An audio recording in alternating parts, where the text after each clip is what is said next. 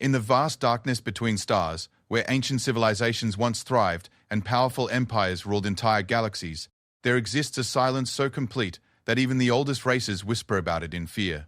They speak of a species so dangerous, so utterly terrifying in their capacity for both creation and destruction, that mentioning their name has become the gravest taboo in the known universe. This is not a story about monsters with claws and fangs. This is not about cosmic horrors from dimensions beyond comprehension. This is about something far more frightening. A species that loved so deeply they would burn entire star systems to protect what they cherished, and hated so completely they would erase civilizations from existence with such thoroughness that even their names would be forgotten. The galactic archives hold no record of the species that made the final mistake. The quantum databases contain no trace of their language, their culture, or their worlds. Even the cosmic background radiation has been scrubbed clean of their electromagnetic signatures. They existed for millions of years, built wonders that defied physics, and commanded respect across 1,000 sectors. Then they encountered humanity. And now, in a universe where information is immortal and data echoes across eternity, they simply aren't. They never were. And the most terrifying part? The humans did this, not with weapons of mass destruction, not with armies or fleets, but with something far more powerful: their infinite capacity to hold a grudge, and their absolutely terrifying creativity when it comes to revenge. What follows is the only remaining account of what happened, recovered from a derelict observation post at the edge of known space. Written by the last surviving witness to humanity's most complete victory. Read it if you dare, but remember, there's a reason the galactic community has agreed to never speak of what you're about to learn. Some knowledge is too dangerous to exist. Some victories are too complete to comprehend. And some species should never ever make humanity truly angry. The observation deck of the Galactic Council Station hummed with nervous energy as representatives from across known space gathered to witness what many hoped would be a routine first contact ceremony. Ambassador Zexai of the Triumvirate adjusted her ceremonial robes, her 4 arms gracefully arranging the diplomatic tokens that would formally welcome the newest species to join the galactic community. The humans, as they called themselves, had been broadcasting into space for barely 2 centuries, their crude radio signals finally catching the attention of the monitoring stations at the galaxy's edge. Captain Sarah Chen stood at the viewport of the human diplomatic vessel Endeavour, watching the massive space station grow larger as they approached. The structure was breathtaking, easily the size of Earth's moon, with towers and spires that twisted through dimensions she couldn't quite comprehend. Beside her, Dr. Bid. Marcus Webb, the expedition's xenobiologist, was practically vibrating with excitement. "Look at the architectural patterns on those outer rings," Webb whispered, his tablet recording everything. "The mathematical precision suggests a collective intelligence far beyond our current understanding. Sarah, we're looking at technologies that could advance human civilization by thousands of years." Chen nodded, though her military training kept her focused on the tactical implications of what they were seeing. The station's design wasn't just beautiful. It was clearly functional, with what appeared to be defensive systems integrated seamlessly into the aesthetic elements. These beings had been in space for a very long time, and they'd learned to build things that could protect themselves. The first shock came during the initial greeting ceremony. The human delegation had been escorted through corridors that defied physics, past chambers where beings of impossible variety conducted business in languages that seemed to bypass the ears and speak directly to the mind. When they finally reached the central amphitheater, Chen found herself staring at the assembled representatives of over 200 species, each more alien than anything in humanity's wildest science fiction. Ambassador Zex Hai stepped forward, her translator device rendering her words into perfect English. "Welcome, humans of Sol System. We greet you as the newest voices to join our chorus of civilization. You have shown remarkable progress in your brief existence, and we look forward to learning from your unique perspectives." The ceremony proceeded smoothly until the moment came for the traditional exchange of knowledge. It was meant to be symbolic, a sharing of basic cultural information that would help establish diplomatic protocols. Webb had prepared a comprehensive package about human art, music, and scientific achievements. What they received in return changed everything. The data crystal contained basic information about galactic history, trade routes, and political structures. But buried deep within the files was something that made Chen's blood run cold. It was presented as a minor footnote, a simple advisory about territorial boundaries and resource allocation. The humans were being informed, almost casually, about the fate of their nearest galactic neighbors. The Kepler 438b system, the first potentially habitable world humans had identified beyond their solar system, had been home to a species called the Vidani. They had been primitive by galactic standards, still limited to their home planet, but they had been developing agriculture and showing signs of early civilization. The hegemony, a powerful alliance of silicon-based life forms, had needed the rare minerals in the Kepler system for their expansion efforts. The Vidani had been relocated. Chen read the euphemistic language with growing horror. The hegemony had arrived at Kepler 438b during what the galactic community considered to be the Vidani's pre-sentience period, a convenient classification that meant they had no legal rights under galactic law.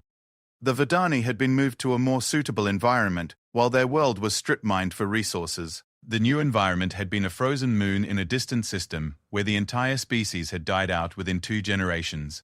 This happened while we were watching, Chen said quietly, her voice barely audible over the ceremonial music playing in the amphitheater.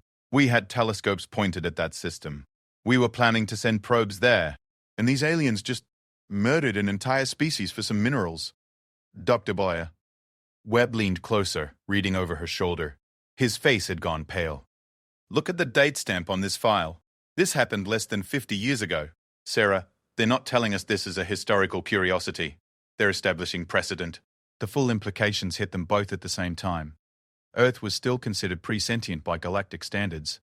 Humanity's recent emergence into space meant they occupied the same legal status that the Verdani had held, and Earth, with its abundant water and rare elements, would be extraordinarily valuable to any spacefaring civilization. Ambassador Zexhai noticed their distraction and glided over with the fluid motion of someone accustomed to zero gravity. Is there something in the historical archives that interests you particularly? We find that new species often enjoy learning about the development of galactic civilization. Chen looked up from the tablet, her expression carefully neutral. Years of military diplomacy had taught her to control her reactions, but the cold fury building in her chest was unlike anything she'd ever experienced. We're just fascinated by the hegemony's expansion policies. Very efficient. Indeed, Zexai replied, seemingly missing the steel in Chen's voice. The hegemony has been one of our most successful civilizations. Their resource management techniques have allowed them to establish colonies across 17 sectors. They've been particularly skilled at identifying worlds with untapped potential. Webb couldn't remain silent. What about the original inhabitants of those worlds? Zexhai's expression shifted slightly, confusion flickering across her features. Original inhabitants, Dr. Webb. You must understand that pre-sentient life forms are considered natural resources, much like mineral deposits or atmospheric gases. The galactic community has very strict guidelines about the ethical treatment of such resources, of course. The hegemony always ensures that relocations are handled with appropriate care. The temperature in the chamber seemed to drop several degrees. Chen could feel the other human delegates around her growing tense as the implications of Zexhai's words settled in. They weren't being welcomed as equals, they were being evaluated as potential resources. I see, Chen said slowly. And what determines whether a species is considered pre-sentient or not? Oh, there are very specific criteria, Zexai explained, her tone taking on the patient quality of someone explaining something obvious to a child. Faster than light travel capability, quantum communication networks, membership in the galactic community. Until a species meets these benchmarks, they exist in a sort of legal gray area. It's really for their own protection, you understand. Pre-sentient species can't be expected to make informed decisions about interstellar politics. Chen's grip on her tablet tightened until her knuckles went white. And humanity? What's our status? Well, you've achieved crude space travel, obviously, and you've managed to make contact with us. But you're still limited to your home system, aren't you? No faster-than-light capability, no quantum communications. I would say you're right on the border between pre-sentient and emerging sentience. Very exciting, really. You're at such a crucial developmental stage. The words hung in the air like a death sentence. Around the chamber, other alien representatives were watching the exchange with what might have been amusement. This was clearly a conversation that had happened before, with other species in humanity's position. Dr. Webb leaned forward, his scientific curiosity overriding his growing alarm. What happened to the other species that were in our position? The ones who were right on the border? Zexhai's response was delivered with the casual indifference of someone discussing the weather. Oh, most of them didn't make the transition successfully. Interstellar politics can be quite complex, you understand. Many emerging species find themselves overwhelmed by the challenges. But some do succeed. The Kithara managed to achieve full sentient status just 3 centuries ago. Of course, they had to abandon their home system to do it, but they've established quite a successful nomadic fleet culture. The unspoken threat was crystal clear. Join the galactic community on their terms, abandon everything that made you who you are, or face the fate of the Vidani and countless others. Chen stood slowly, her movement drawing the attention of every being in the chamber. When she spoke, her voice carried the quiet authority of someone who had commanded warships in Earth's bloodiest conflicts. Thank you for the clarification, Ambassador Zexhai. We'll need some time to discuss this information with our government. Of course, Zexhai replied, apparently pleased with herself for handling the briefing so efficiently. We understand that this can be overwhelming for emerging species. Take all the time you need. We'll be here when you're ready to begin the integration process. As the human delegation was escorted back to their ship, Chen's mind was already racing ahead to the conversation she would be having with Earth's leaders. Humanity had just learned that they were alone in a galaxy full of predators, and that their continued existence depended on proving themselves worthy of respect rather than exploitation. The return journey to Earth took 3 months, and Chen spent every day of it planning. By the time the Endeavour reached Sol system, she had filled 17 secure data cores with tactical assessments, threat analyses, and strategic recommendations. The most important document was also the shortest, a single-page memo to the United Earth Council titled Galactic Contact Assessment, Immediate Threat Response Required. The brief meeting with the galactic community had revealed that humanity wasn't joining a peaceful confederation of equals. They were entering a cosmic ecosystem where survival depended on being too dangerous to casually exploit. The galaxy was full of civilizations that thought nothing of erasing entire species for convenience, and they had just classified humanity as a potential target. What none of them realized as they watched the primitive human ship disappear into the darkness between stars was that they had just made the most catastrophic miscalculation in galactic history. They had revealed their true nature to a species that had spent their entire evolutionary history learning to wage war against impossible odds. Humanity had survived ice ages, supervolcanic eruptions, asteroid impacts, and their own destructive tendencies. They had developed technologies by thinking about how to kill their enemies more efficiently, and they had refined those technologies through constant warfare. The galactic community had just informed humanity that they were considered prey animals by cosmic predators. They had no idea that they had awakened something far more dangerous than they could possibly imagine. In the depths of space, the Endeavour continued its journey home, carrying within its databanks the intelligence that would transform humanity from a single-world species into something the galaxy had never seen before, a civilization that knew from the very beginning that the universe was hostile and that had 3 months to prepare for war. The emergency session of the United Earth Council convened within hours of Captain Chen's return. The vast chamber beneath New Geneva buzzed with tension as representatives from every nation, every major corporation, and every significant military organization gathered to hear the impossible news that humanity was not alone in the universe, and that their cosmic neighbors viewed them as resources to be harvested. President Elena Vasquez of the United Earth Administration stood at the central podium, her face grave as she addressed the assembly. Ladies and gentlemen, what you're about to hear will fundamentally change our understanding of humanity's place in the universe. Captain Chen, please present your findings. Chen's presentation was methodical and devastating. She laid out the structure of galactic civilization, the casual genocide of the Vidani, and the legal framework that classified humanity as presentient. The chamber grew quieter with each revelation, until the only sound was the soft hum of the recording equipment capturing every word. When she finished, the silence stretched for nearly a minute before Director Zhang Wei of the Asian Pacific Defense Coalition spoke. Captain, in your professional assessment, what are our options? We have 3 choices, Chen replied without hesitation. We can submit to galactic authority and hope they allow us to survive as a client species. We can attempt to hide from them and hope they forget we exist. Or we can prepare to fight for the right to exist on our own terms. General Patricia Morrison, head of the North American Military Command, leaned forward in her seat. Fight?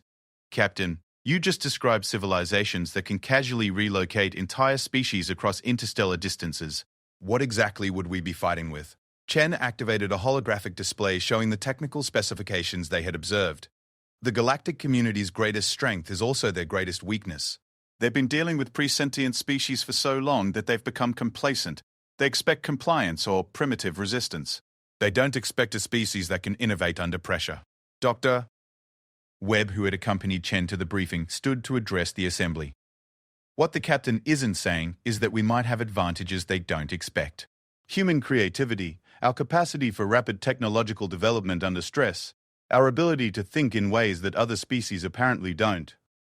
The next several hours were filled with heated debate, but the conclusion was inevitable. Humanity had been given a deadline by the galaxy itself. They could either prove they were worth treating as equals, or they would be treated as resources. The vote was unanimous. Earth would prepare for the possibility of war.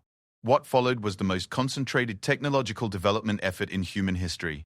The global scientific coalition was given unlimited resources and a mandate that would have been unthinkable just days earlier: develop the means to fight an interstellar war. Every major university, every defense contractor, every research facility on Earth was mobilized.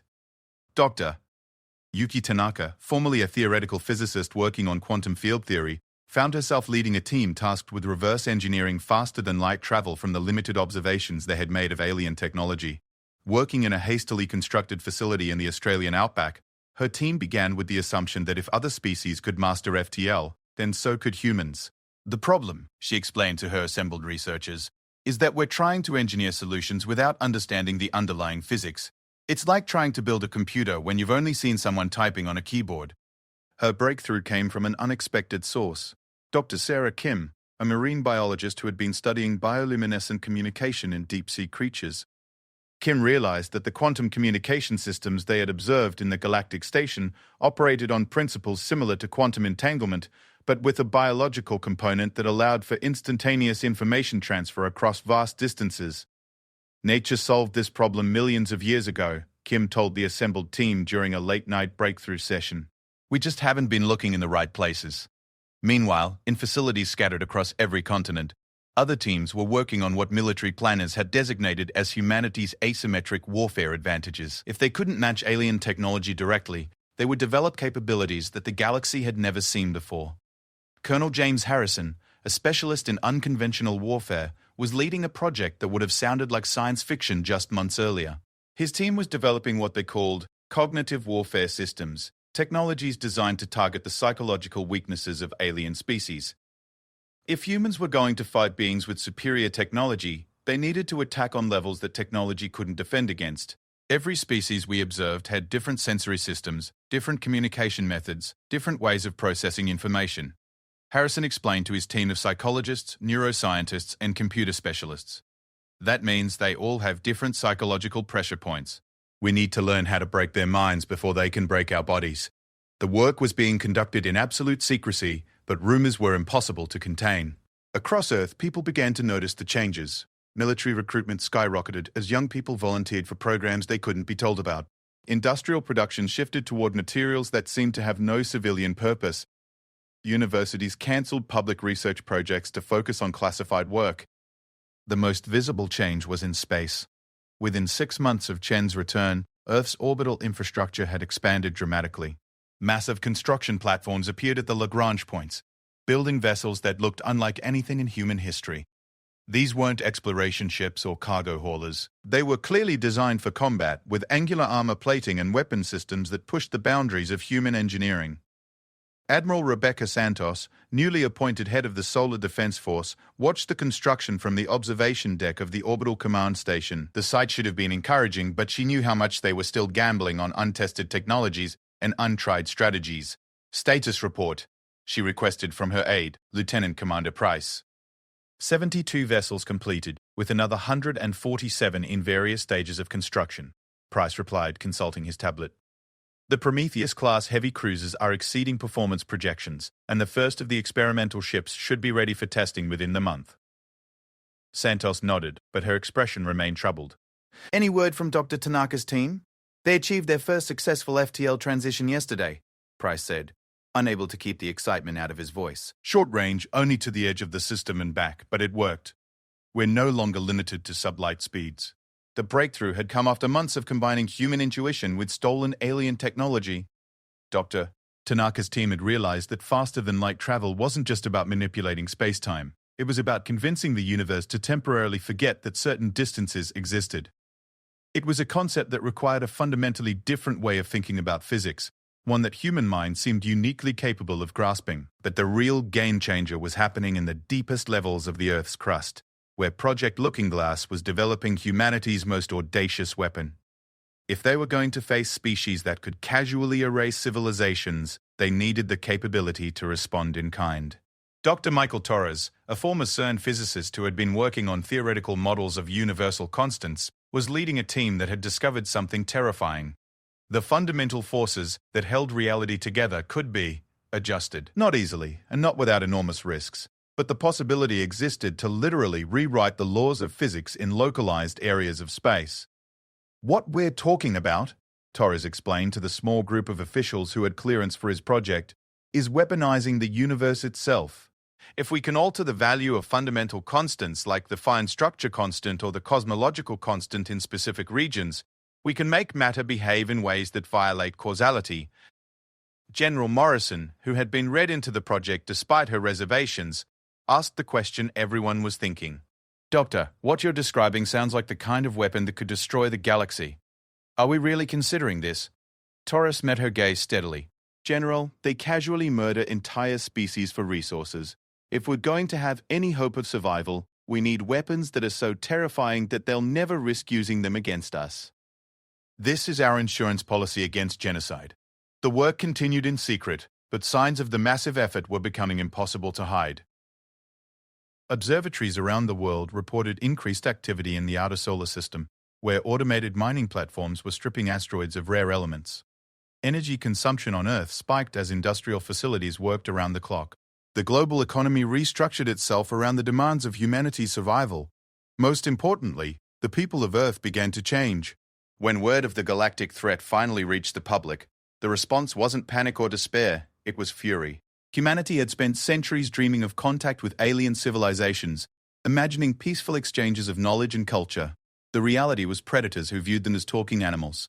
The recruitment centers that had quietly opened in major cities found themselves overwhelmed with volunteers. Young people who had grown up watching science fiction movies about peaceful first contact instead found themselves training for a war they hoped would never come. The training was unlike anything in military history, because the enemy they might face had capabilities that made traditional warfare obsolete. Captain Lisa Rodriguez, formerly a fighter pilot, now found herself learning to operate in environments where the laws of physics might not apply.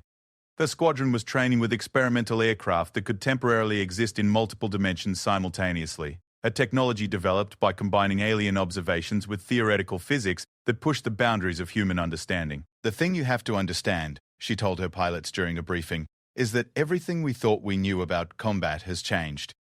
We're not just fighting in 3 dimensions anymore. We're fighting in dimensions that don't have names, using weapons that shouldn't be possible, against enemies who think we're livestock.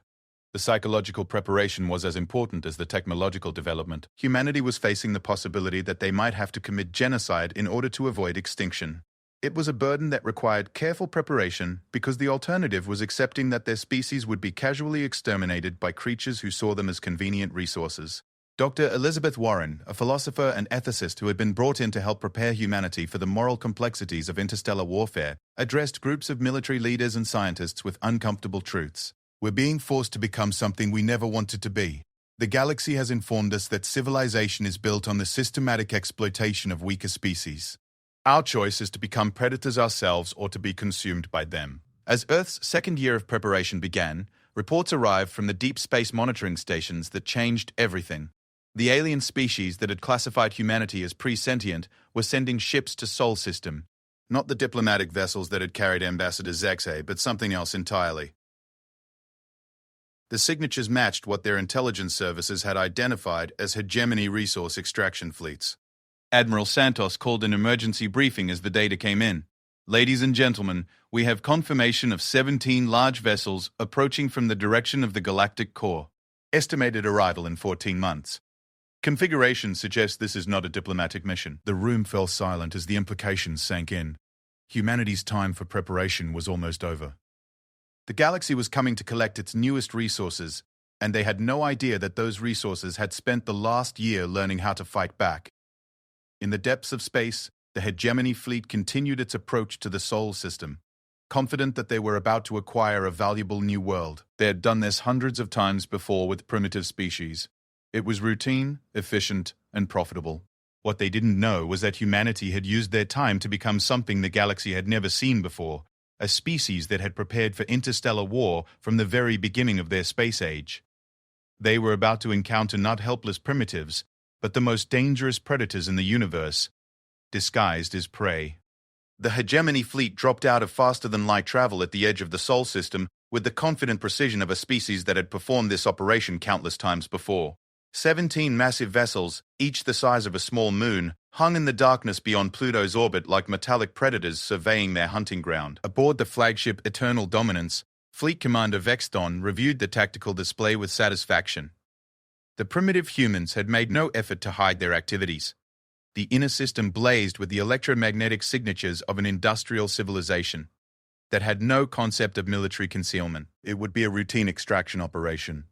Resource assessment? Vexthon queried his science officer. Exceptional value, Commander, replied Senior Analyst Kethmore, her crystalline form shimmering with excitement. The third planet shows optimal atmospheric composition for the Torathi colonies, while the asteroid belt contains mineral concentrations that exceed our most optimistic projections. The local inhabitants have even begun preliminary mining operations that will simplify our collection efforts. Vexthon's satisfaction deepened. The humans had done most of the work for them, gathering resources into convenient locations that could be easily harvested. The species itself would require relocation, of course, but that was a routine administrative task. They had suitable reservation worlds prepared for exactly this purpose. Initiate contact protocols, he ordered. Inform the humans that they have been selected for advancement to client species status. Standard terms: they provide labor and resources, we provide technological guidance and protection. The message was transmitted across the spectrum of electromagnetic frequencies that the humans used for communication. It was a generous offer by galactic standards. Many species weren't given the option of survival. On Earth, the message was received simultaneously by every communications facility on the planet. In the orbital command center, Admiral Santos read the translation with cold fury. Her staff gathered around her as they processed what amounted to a demand for humanity's surrender. Respectful greetings, humans of Sol System, the message read. The hegemony extends an offer of protection and advancement. Your species will be relocated to suitable worlds where you can contribute to galactic civilization under our guidance. Your current world will be repurposed for optimal resource utilization. You have 72 standard hours to prepare for peaceful transition. Compliance will ensure the survival of your species. Resistance will result in unfortunate but necessary enforcement measures. Santos looked up from the translation to find every eye in the command center focused on her. These men and women had spent the last 2 years preparing for this moment, but the reality of facing an alien invasion force was still overwhelming. All stations, this is Admiral Santos, she announced over the global command frequency. Operation Prometheus is now active. I repeat, Operation Prometheus is active. All units to battle stations. Across the solar system, humanity revealed what they had been building in secret. The supposedly empty space around Earth suddenly blazed with energy signatures as stealth fields dropped and defensive platforms came online. The asteroid belt, which the hegemony had seen as a convenient collection of raw materials, revealed itself to be a fortress system with weapons platforms hidden inside hollowed-out rocks. But the real surprise was waiting at the edge of the system, where the experimental ship Defiance had been conducting what appeared to be routine patrol operations. Captain Elena Vasquez, daughter of the Earth President and commander of humanity's most advanced warship, watched the alien fleet on her tactical display with the calm focus of someone who had been born for this moment. Distance to target fleet? She asked her tactical officer. 17 million kilometers and closing, Captain. Lieutenant Torres replied. All systems show green. The FTL drive is charged and ready. The Defiance wasn't just humanity's most advanced ship, it was a weapon system designed around a single principle. If humanity was going to fight species with superior technology, they needed to attack in ways that superior technology couldn't defend against. Dr. Tanaka's breakthrough in faster-than-light travel had led to something the galaxy had never seen. Weaponized FTL transitions. Instead of simply moving from point A to point B, the Defiance could temporarily exist in multiple locations simultaneously, creating quantum interference patterns that allowed it to attack from impossible angles. Target the flagship, Vasquez ordered. Quantum torpedo spread, pattern Omega. What happened next would have been impossible according to galactic understanding of physics. The Defiant seemed to split into 17 different images of itself, each one attacking from a different direction simultaneously. The quantum torpedoes weren't just explosive devices. They were weapons that temporarily rewrote the laws of physics in their impact zones, creating pockets of space where matter behaved according to human will rather than natural law. Aboard the Eternal Dominance, chaos erupted, as weapons struck from directions that shouldn't exist. The ship's defensive systems, designed to counter conventional energy weapons and kinetic projectiles, were useless against attacks that bypassed normal space entirely. "Impossible!" Kethmore shrieked, as her instruments registered impacts from 17 different angles simultaneously. "Commander, they're using quantum superposition in their attack patterns. The weapons are existing in multiple states until the moment of impact." But Vexton's attention was focused on something even more disturbing. The human weapons weren't just damaging his ship, they were changing it. Where the quantum torpedoes had struck, the hull was transforming into substances that couldn't exist under normal physics. Sections of the ship were aging rapidly, while others seemed to be reverting to their component atoms. "How are they doing this?" he demanded. Before Kethmore could answer, the Defiance executed its next impossible maneuver. The ship didn't just attack from multiple directions, it attacked from multiple time streams, striking the Hegemony flagship several seconds before it fired its weapons. The effect was devastating to both the ship and the crew's understanding of reality. How could you defend against an enemy that could strike you before they attacked? How could you plan a response to weapons that existed outside the normal flow of causality? The answer came from humanity's deepest military facilities, where the war planners had spent 2 years thinking about how to fight enemies with superior technology. If you couldn't match their capabilities, you changed the rules of the game entirely. As the Eternal Dominance staggered under attacks that violated everything the Hegemony knew about warfare, the rest of the human fleet revealed itself. Ships emerged from stealth positions throughout the solar system, each one designed around principles that the galaxy had never encountered. The UES Prometheus materialized inside the Hegemony formation, having used a modified FTL drive to translate directly through their defensive screens. Its weapons weren't conventional energy beams. They were concentrated doses of altered universal constants that made enemy ships temporarily forget they were supposed to hold together. The UES Darwin approached from what appeared to be an empty section of space, but as it closed with the alien fleet, it became clear that the ship existed partially outside normal dimensions. When it fired, its weapons struck from angles that had no names, targeting vulnerabilities that the Hegemony hadn't known existed. But the most terrifying moment came when the UES Einstein engaged the Hegemony's second-largest vessel. Instead of conventional weapons, the Einstein deployed what Dr. Torres had called causal warfare devices. These weapons didn't destroy their targets. They convinced the universe that the targets had never existed in the first place. The Hegemony cruiser Inexorable will simply cease to be. Not destroyed, not damaged, but retroactively removed from reality. One moment it was there, the next it had never been there. The crew's families back home forgot they had ever existed. The ship's construction records vanished from every database in the galaxy. Even the atoms that had comprised the vessel were reassigned to other purposes throughout the universe. It was a weapon so thoroughly effective that it terrified even the humans who had built it. Aboard the Eternal Dominance, Fleet Commander Vexton stared at tactical displays that no longer made sense. His fleet was being systematically destroyed by an enemy that shouldn't exist, using weapons that violated fundamental laws of physics, employing strategies that seemed to have been designed by creatures who thought about warfare in ways his species couldn't comprehend. "All ships retreat to jump distance," he ordered. But even as he spoke, he realized the humans had anticipated this response. The human ships weren't just attacking, they were herding the Hegemony fleet, forcing them into a carefully prepared kill zone. When the aliens tried to engage their faster-than-light drives, they discovered that the humans had deployed some kind of interdiction field that prevented FTL transitions. They were trapped in normal space with an enemy that could manipulate the fundamental forces of reality. The battle lasted only 17 minutes. When it ended, the most powerful space fleet the Hegemony had ever deployed was either destroyed or captured. 16 of their 17 ships had been eliminated, with such thoroughness that the galaxy would never know they had existed. The flagship survived only because the humans wanted survivors to carry a message. Vexton found himself standing on the bridge of his crippled vessel, facing creatures that looked deceptively fragile, but had just demonstrated the most advanced military technology he had ever encountered. Captain Elena Vasquez of the Defiance had come aboard personally to deliver humanity's response to the Hegemony's ultimatum. "Fleet Commander," she said in perfect Hegemony standard, a language she had learned during humanity's crash course in galactic politics. You came here expecting to find resources to exploit. Instead, you've discovered that humanity is nobody's resource. Vexthon struggled to understand what had happened. Your species was classified as pre-sentient. How do you have weapons that exceed our technology by orders of magnitude? Vasquez smiled, and the expression was utterly terrifying to a being who had spent his career bullying primitive civilizations. You made one fundamental error in your assessment, Commander. You assumed that technological development follows the same pattern for every species. Humans don't develop technology to explore or to build. We develop it to kill our enemies more efficiently.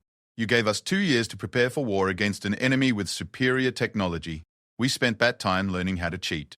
She gestured to the tactical display, where the wreckage of the hegemony fleet hung in space like a monument to military overconfidence. Those weapons you faced? They were designed by a species that has spent its entire evolutionary history preparing for extinction-level threats. We've survived ice ages, asteroid impacts, supervolcanic eruptions, and our own attempts to destroy ourselves. When you told us that the galaxy considered us expendable, you didn't give us a reason to surrender. You gave us a reason to become something you couldn't imagine. Vexthon realized with growing horror that he was looking at representatives of a species that had taken the galaxy's threat and used it as motivation to transcend every limitation that had previously defined warfare. The humans hadn't just developed superior weapons, they had redefined what weapons could be. "What do you want?" he asked, though he suspected he already knew the answer. "We want to send a message," Vasquez replied. "You're going to return to the hegemony and inform them that Earth is under human protection. Any attempt to interfere with our world or our species will result in consequences that your leadership can't imagine. And, Commander, make sure they understand that this isn't a threat, it's a promise." As the crippled hegemony flagship limped away from the Sol system carrying its cargo of traumatized survivors and impossible sensor records, the galaxy was about to learn that humanity wasn't just another primitive species waiting to be exploited. There was something far more dangerous. A civilization that had learned to wage war against the universe itself, and had just announced that they were willing to use those capabilities against anyone who threatened their existence. The age of casual galactic exploitation was over. Humanity had arrived, and they had made it clear that they would rather burn the universe down than allow their species to be harvested like resources. In the depths of space, monitoring stations belonging to a dozen different civilizations had recorded the impossible battle. The data would soon reach the galactic core, where ancient species that had ruled the galaxy for millions of years would stare at sensor readings that made no sense and realize that everything had changed. Humanity wasn't just emerging as a new player in galactic politics. They were rewriting the rules of the game entirely, and their first message had been written in the wreckage of the most powerful fleet the galaxy had seen in centuries. The emergency session of the Galactic Council convened within hours of the Eternal Dominance's arrival at the hegemony core worlds. Ambassador Zexhai stood before the assembled representatives of over 200 species, her 4 arms trembling as she presented sensor data that challenged everything the galactic community thought they knew about the nature of reality. "Honored colleagues," she began, her voice carefully modulated to hide her growing fear. "We face an unprecedented situation. The species we classified as pre-sentient has demonstrated technological capabilities that appear to violate fundamental physical laws. The massive amphitheater buzzed with translation devices working overtime as species that communicated through everything from electromagnetic pulses to quantum field fluctuations tried to process the implications of what they were seeing." On the central display, the recorded battle played in slow motion, showing human ships attacking from impossible angles with weapons that shouldn't exist. Chancellor Mordak of the Silicon Collective raised his crystalline form to address the assembly. "Ambassador Zexhai, our own analysis of these recordings suggests that the humans have somehow weaponized quantum superposition and causal manipulation. Such technologies were theorized by our greatest scientists but deemed impossible to implement. How has a species that couldn't even achieve faster-than-light travel developed capabilities that exceed our own by orders of magnitude?"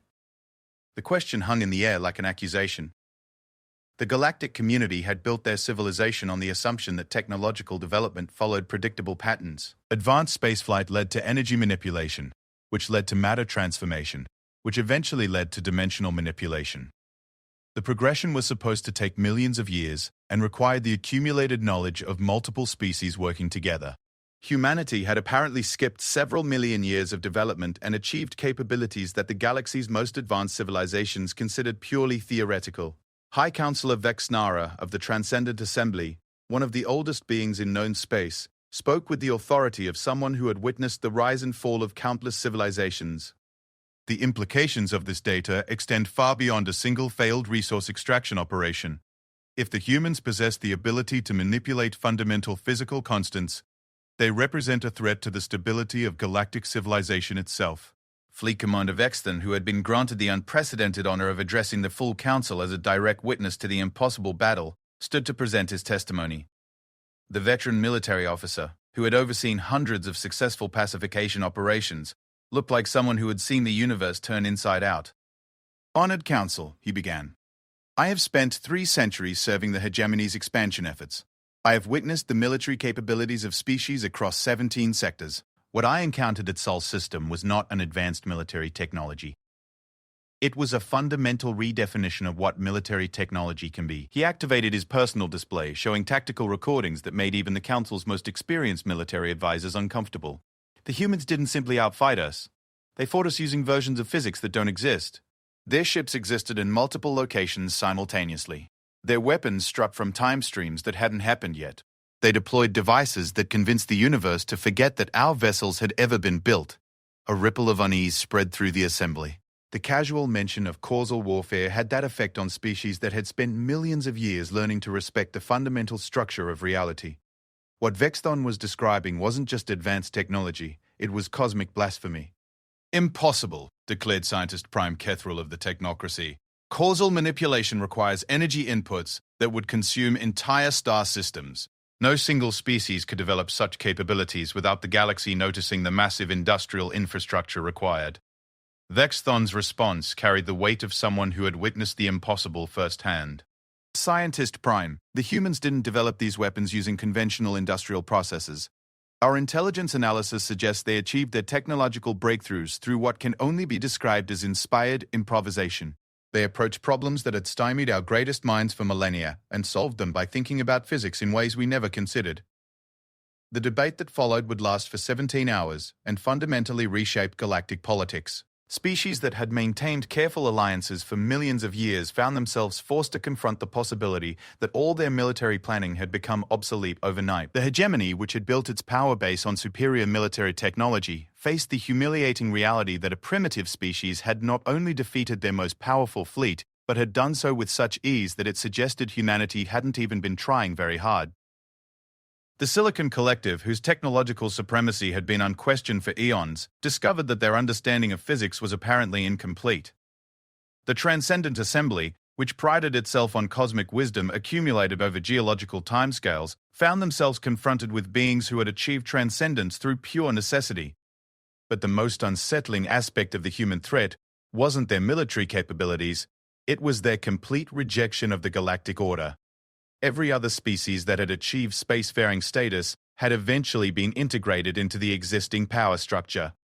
They might resist initially, but economic and political pressures eventually forced them to accept their place in the galactic hierarchy. Humanity had responded to the galaxy's attempt at integration by developing weapons that could retroactively erase civilizations from existence. They hadn't tried to negotiate better terms or find a comfortable niche in the existing order. They had declared war on the concept of hierarchy itself. The Council's response was swift and unprecedented. For the first time in galactic history, every major civilization agreed to a joint military operation. The combined galactic fleet would be assembled from the most powerful warships of 200 species. It would be equipped with technologies that had been carefully guarded secrets for millions of years. And it would be sent to Sol System with a mandate to either integrate humanity into the galactic order or remove them as a threat to galactic stability. The fleet that assembled at the Nexus Yards was the largest military force in galactic history. Over 3,000 vessels from civilizations across known space, each one representing the pinnacle of their species' military technology. The flagship alone was larger than Earth's moon, equipped with weapon systems that could crack planets and defensive shields that had never been breached. Admiral Zextathala, chosen to command the combined fleet despite his reservations about the operation, stood on the bridge of the inevitable victory and contemplated the magnitude of what they were attempting. The fleet under his command represented millions of years of accumulated military knowledge and technological development. If it failed against the humans, it would signal the end of galactic civilization as they knew it. "Status report," he requested from his multinational staff. All vessels report ready for departure, Admiral, responded his tactical officer, a being whose species had never known defeat in 3 million years of warfare. Total complement: 3,217 ships representing 194 species. Combined firepower rating exceeds anything previously assembled in galactic history. Zex the Harler nodded grimly. The fleet was magnificent, but he couldn't shake the feeling that they were still underestimating their opponents. The humans had demonstrated capabilities that suggested they approached warfare from a fundamentally different perspective than any other known species. Traditional military thinking might not be sufficient. As the combined fleet prepared to depart for Sol System, humanity was making preparations of their own. The battle with the hegemony fleet had revealed their capabilities to the galaxy, which meant they could no longer rely on surprise as a tactical advantage. The next conflict would be against enemies who knew what they were facing and had time to prepare. In the underground command centers of Earth, military planners worked around the clock to develop strategies for fighting a war against the entire galaxy. It was a challenge that pushed human creativity to its absolute limits. Dr. Torres, whose causal warfare project had proven its devastating effectiveness against the hegemony, found himself leading a team tasked with scaling their reality manipulation technologies to unprecedented levels. If humanity was going to face thousands of enemy ships, they needed weapons that could eliminate threats on a galactic scale. The challenge, he explained to the assembled team of physicists, military strategists, and engineers, is that our current weapons are precision instruments designed to target specific ships or installations. We need something that can address multiple threats simultaneously across vast distances. His solution was as elegant as it was terrifying. Instead of building larger weapons, humanity would build weapons that existed on multiple scales simultaneously. A single device that could target individual ships, entire fleets, or the fundamental forces that held star systems together, depending on the tactical requirements. Meanwhile, Admiral Santos was coordinating with military commanders across the solar system to prepare for a siege that could last for years. The enemy fleet was massive, but humanity's defensive strategies were based on making the solar system itself into a weapon. "Ladies and gentlemen," she announced during the final strategy briefing, "we're not just fighting for our survival anymore. The galaxy has made it clear that they view humanity as a threat to their existing order. That means we have a choice. We can surrender and hope they allow our species to survive in whatever form they find convenient, or we can prove that we're the most dangerous thing they've ever encountered." The choice was unanimous. Humanity had spent 2 years preparing for war against superior enemies. They had developed technologies that violated known physics and strategies that redefined the nature of warfare itself. Now they would discover whether their preparations were sufficient to face the combined might of galactic civilization.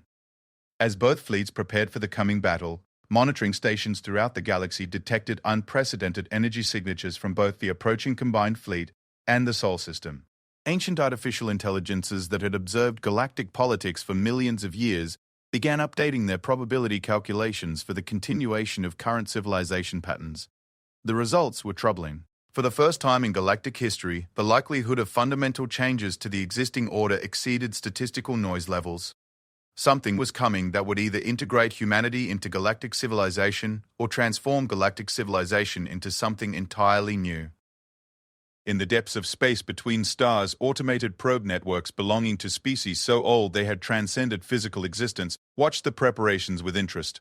They had seen the rise and fall of countless civilizations, the emergence and extinction of species that had once ruled vast empires. But they had never seen anything like what was developing around the small yellow star that humans called Sol. The approaching conflict wasn't just a military engagement between humanity and the galaxy. It was a collision between two fundamentally different approaches to existence, one that valued stability and hierarchy, and another that valued growth and adaptation. The outcome would determine not just the fate of the human species, but the future evolution of intelligence in the known universe. As the combined galactic fleet completed its preparations and began the journey to Sol System, one question dominated the thoughts of every being involved in the operation. What did you do when the prey species turned out to be the most dangerous predator you had ever encountered? The galaxy was about to find out. The combined galactic fleet dropped out of faster-than-light travel at the edge of the Sol System in the most coordinated military operation in cosmic history. 3,000 ships from nearly 200 species arranged themselves in battle formations that had been refined over millions of years of warfare. The flagship Inevitable Victory, a vessel the size of a small planet, took position at the center of the formation while specialized task forces spread throughout the outer system. Admiral Zexthala stood on his command bridge, surrounded by holographic displays showing the tactical situation. The human defenses were immediately visible. Massive orbital platforms around Earth, weaponized asteroids throughout the belt, and patrol ships that moved in patterns suggesting they were using faster-than-light travel for tactical maneuvering. What wasn't visible concerned him more. "Sensor analysis," he requested from his science officer. "Admiral, we're detecting significant gravitational anomalies throughout the inner system," reported Dr. Fia Kefvar, whose species had been studying space-time manipulation for longer than humans had existed. "The space around Earth appears to be folded somehow. Our instruments can't get accurate readings on the human defensive positions." Before Zexthala could respond, his communications officer announced incoming transmissions from the human fleet. What appeared on the main screen wasn't what anyone in the combined fleet had expected. Captain Elena Vasquez appeared in the holographic display, but she wasn't alone. Behind her stood representatives of species the Galactic Council didn't recognize, beings whose very presence seemed to bend light around them. When she spoke, her words carried harmonics that suggested multiple intelligence types working in perfect coordination. "Admiral Zexthala of the Combined Galactic Fleet," Vasquez began, her voice carrying across the quantum communication channels with crystalline clarity. "You have entered the Sol system with a fleet designed to either subjugate or destroy humanity. Before you proceed with your operation, there are some things you need to understand." The transmission continued, but what followed challenged everything the galaxy thought it knew about human development. In the 18 months since the hegemony's defeat, humanity hadn't just improved their military technology, they had made contact with species that existed outside normal space-time, beings that the galactic community had dismissed as myths or theoretical constructs. "The entities you see behind me," Vasquez explained, "are representatives of civilizations that transcended physical existence millions of years ago. They've been watching galactic development from higher dimensions, and they're very interested in a species that learned to weaponize physics itself in response to an extinction threat." One of the beings stepped forward, its form shifting through geometric patterns that hurt to look at directly. When it spoke, the words appeared directly in the minds of every being in the combined fleet. "Galactic Council," the entity communicated. "You have attempted to classify and control a species whose development pattern indicates they are following a path toward dimensional transcendence. Your interference has accelerated their development beyond your ability to comprehend or control." Admiral Zexthala felt something he hadn't experienced in 3 centuries of military service: absolute terror. The beings speaking through the human transmission weren't just advanced. They operated on levels of existence that the galaxy's most sophisticated civilizations considered purely theoretical. "This is impossible," whispered his tactical officer. "Admiral, our sensors are detecting space-time distortions around every human ship. They're not just using advanced technology. They're receiving real-time assistance from entities that exist in higher dimensions." But the real shock came when Dr. Paul Torres appeared in the transmission, standing next to devices that seemed to exist in multiple dimensions simultaneously. When he spoke, his words carried the weight of someone who had spent 18 months learning to manipulate the fundamental structure of reality. "Members of the Combined Fleet," Torres announced, "humanity appreciates that you brought your most advanced technology to our system. It will make an excellent test case for our latest developments." What happened next would haunt the survivors for the rest of their existence. The human ships didn't attack in any conventional sense. Instead, they began broadcasting what could only be described as aggressive mathematics. Equations that convinced the universe to restructure itself according to human requirements. The combined fleet's formation began to change. Ships that had been arranged in careful tactical positions found themselves scattered across impossible geometries. Vessels that had been designed to fight in 3-dimensional space discovered they were now existing in 11 dimensions simultaneously, with their weapon systems completely useless against enemies that could attack from angles that didn't have names. Aboard the inevitable Victory, chaos erupted as systems that had been designed by the galaxy's greatest technological minds simply stopped working. Not damaged or destroyed, but fundamentally altered so that they operated according to physics that no longer applied. "Engineering report," Zexthala demanded. But his chief engineer could only stare at readouts that made no sense. "Admiral, our ships are still here, but according to our instruments, they also never existed," the engineer reported, his voice cracking with strain. "The humans have somehow convinced reality that our fleet is both present and absent simultaneously. Our weapons can't target something that our own sensors can't confirm exists. The battle, if it could be called that, lasted exactly 93 seconds. When it ended, the combined galactic fleet found itself completely intact, but utterly helpless. Every ship was functional, every weapon was operational, but none of it mattered, because humanity had simply stepped outside the framework of conventional warfare entirely. Captain Vasquez's voice came across all frequencies simultaneously, reaching every being in the fleet regardless of their communication method or security protocols. Admiral Zex Thalar, she announced, your fleet has just experienced a demonstration of applied dimensional warfare. Your ships haven't been damaged because we didn't want to damage them. Your crews haven't been harmed because we chose not to harm them. This engagement occurred entirely on our terms because we redefined what terms were possible. The transmission shifted to show the view from Earth orbit, where the planet appeared to be surrounded by structures that existed partially outside normal space. Orbital platforms the size of continents phased in and out of visibility, while ships that seemed to be built from crystallized space-time patrolled in formations that formed geometric patterns in 11 dimensions. 18 months ago, Vasquez continued, the galaxy informed humanity that we were considered a resource to be harvested. You gave us a deadline to prove we were worth treating as equals. We accepted that challenge, and we've used our time to become something the galaxy has never encountered, a species that learned to transcend dimensional limitations through pure necessity. What she revealed next would change galactic civilization forever. Humanity hadn't just developed advanced weapons, they had established contact with the network of transcended civilizations that existed in higher dimensions. These beings, who had been observing galactic development for millions of years, had been waiting for a species that could make the transition from physical to dimensional existence while retaining their individual consciousness and creative capacity.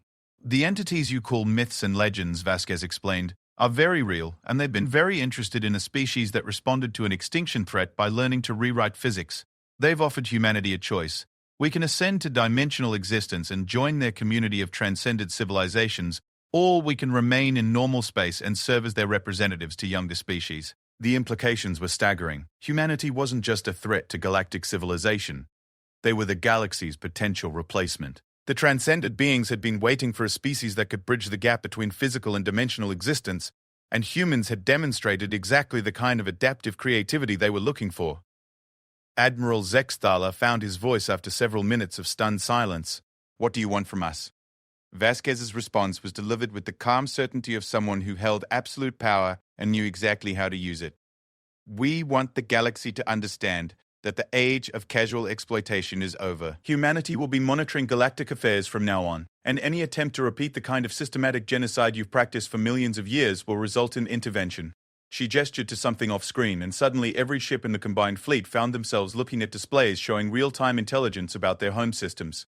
Not just current military positions or political structures, but detailed analyses of every genocide, every resource extraction operation, every casual act of species extinction that the galaxy had committed over the past million years. We know everything, Vasquez announced. Every species you've relocated to extinction.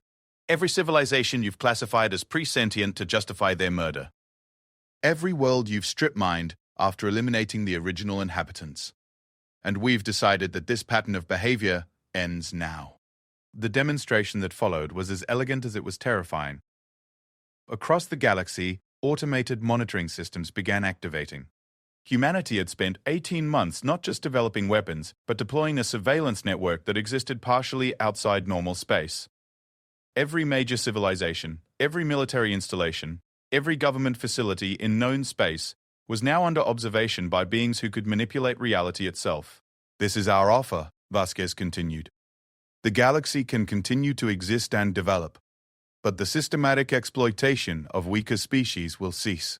Any civilization that attempts to repeat the actions that brought the hegemony to Earth will find themselves dealing directly with humanity and our dimensional allies. She paused, letting the implications sink in before delivering her final message. Or you can choose to resist this new order, in which case you'll discover what happens when a species that learned to wage war against the universe itself decides that you represent a threat to the innocent. The transmission ended, leaving the combined fleet hanging in space, completely helpless and utterly outmatched. In the span of 93 seconds, the largest military force in galactic history had been rendered irrelevant by beings who fought with mathematics and won wars by redefining what winning meant. Admiral Zexthala gave the only order that made sense. All ships return to base. Inform the Council that the operation has been completed. As the combined fleet began its journey back to the galactic core, They carried with them the knowledge that everything had changed. The galaxy was no longer ruled by ancient civilizations that had achieved dominance through technological superiority. It was now under the protection of a species that had transcended the limitations of normal existence in response to a threat that should have destroyed them. The return journey took several months, but the news traveled faster. Across known space, civilizations that had built their power on the exploitation of weaker species received visits from beings that existed partially outside reality. The message was always the same. The old order was ending, and any attempt to continue the patterns of systematic genocide that had defined galactic politics would be met with response from entities that could erase civilizations from existence so completely that even the memory of their existence would be removed from the universe. Some species attempted to resist. They mobilized their fleets, activated their most advanced weapons, and prepared for war against beings they still thought of as primitive humans. These civilizations discovered what it meant to fight enemies that could attack from outside time itself. They were defeated so completely that their names were removed from galactic records. Their worlds were repurposed for species that had been displaced by previous genocides. Even their languages were forgotten, replaced in universal databases with notes that simply read, "Species not found." The transition took less than a year. When it was complete, galactic civilization had been fundamentally restructured around a principle that had never existed before: the absolute protection of developing species. Worlds that had been classified as resources were returned to their original inhabitants. Species that had been relocated to marginal environments found themselves offered new worlds specifically chosen for their biological requirements. The galaxy, for the first time in its recorded history, became a place where intelligence was nurtured rather than exploited. Humanity, meanwhile, faced their own choice. The transcended beings had offered them the opportunity to ascend to dimensional existence, to join the community of species that had moved beyond physical limitations. It was the ultimate reward for their successful defense against galactic oppression. But Captain Elena Vasquez, speaking for her species in the final transmission to the transcended entities, delivered humanity's answer with the same quiet determination that had characterized their entire response to the galactic threat. "We appreciate the offer," she said, "but humanity has decided to remain in normal space. Someone needs to make sure that what happened to us never happens to another developing species. We'll serve as your representatives to the galaxy, and we'll ensure that the universe remains safe for young civilizations to grow and develop." The transcended beings expressed approval through harmonics that conveyed emotions beyond physical existence. They had found exactly what they had been looking for: a species with the power to transcend dimensional limitations, but the wisdom to choose guardianship over ascension. And so the galaxy entered a new age. The ancient civilizations that had ruled through force and exploitation found themselves living under the protection of beings they had dismissed as primitive resources. Species that had existed in fear of casual genocide for millions of years discovered that they could develop and grow without the constant threat of extinction. The universe had been fundamentally changed by a species that had learned to wage war against reality itself, and had chosen to use that power to ensure that no other species would face the threat of extinction for the convenience of their neighbors. In the end, the galaxy learned the most important lesson in cosmic politics: never threaten the survival of a species creative enough to rewrite physics in response to an existential threat, because they might succeed, and their definition of justice might be far more thorough than you could possibly imagine.